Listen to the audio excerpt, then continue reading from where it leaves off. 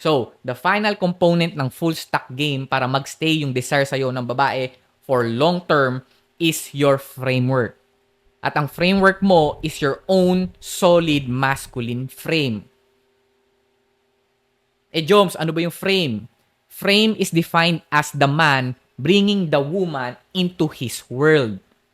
So, para magawa mo to successfully, a man needs to have a self-sustainable life setup.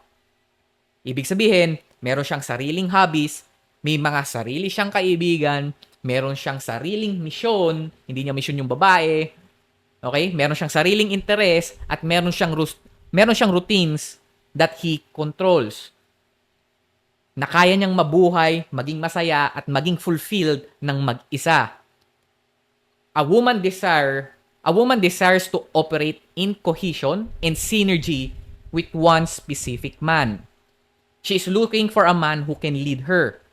Ayaw niya na siya yung magli-lead ng relationship at sa kanya nakasalalay yung mga decisions. Okay, yung mga major decisions. She only wants to be a part of a strong narrative.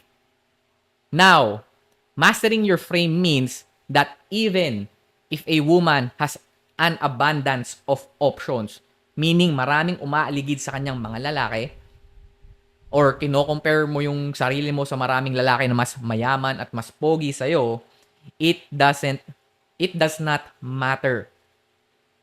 Because she ultimately wants to feel safe and secure within the frame of one strong man.